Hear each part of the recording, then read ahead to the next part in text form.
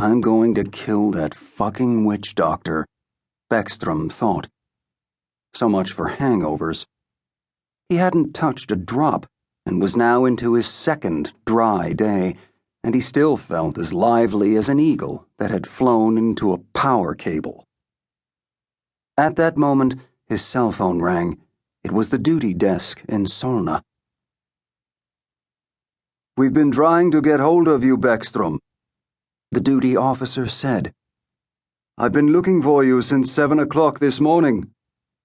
"I had an early meeting at National Crime," Bäckström lied, because that had been round about the time that he had finally drifted off to sleep. "What's up?" he asked, to fend off any further questions. "We've got a murder case for you. Our team on the ground could use a bit of advice and leadership. Someone's killed an old pensioner. I hear the scene looks like an abattoir." "What have we got?" Bäckström grunted and felt not the slightest bit better in spite of the good news. "I don't know much more than that. Murder, definitely murder. The victim's fairly old, apparently, a pensioner. Like I said, they reckon he doesn't look too pretty. Perpetrator unknown. We haven't even got a description to put out over the radio, so that's all I know. Where are you anyway?" "I've just crossed the Kolbari Channel," Bäckström said. "I usually try to walk to work, if it isn't raining too much. It's always good to get a bit of exercise," he clarified. "I see," the duty officer said, scarcely able to conceal his surprise. "If you like, I can send a car to pick you up." "Good idea," Bäckström said. "Make sure they know it's urgent. I'll be waiting for them outside that soccer hooligans hangout on the Solna side of the bridge." 7 minutes later, a patrol car had appeared, blue lights flashing, performed a U-turn, and pulled up by the entrance to AIK Stockholm's supporters' clubhouse. Both the driver and his younger female colleague had got out of the car and nodded amiably at him. Evidently, they had an appreciation of the way things should be done, because the driver held open the back door on his side so that Bäckström wouldn't have to sit in the seat behind the passenger seat that was usually reserved for suspects.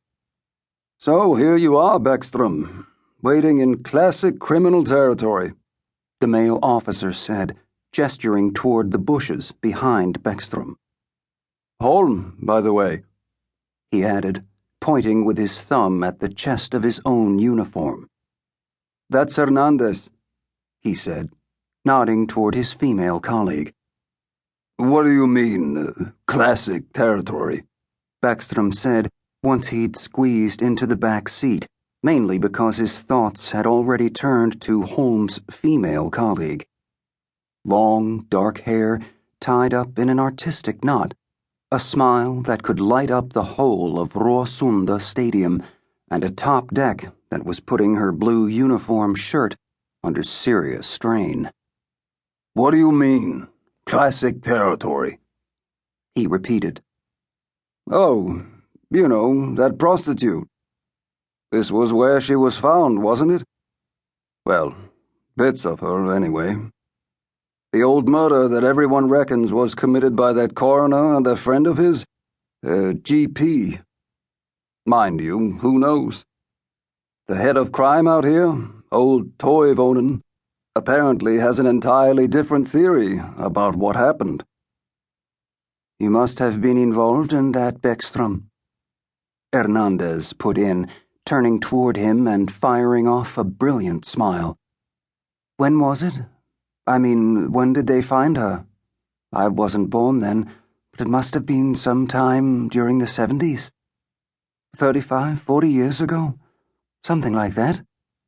"The summer of 1984, Bäckström said, curtly. "And one more word from you, you little trollop, and I'll see you get put on..."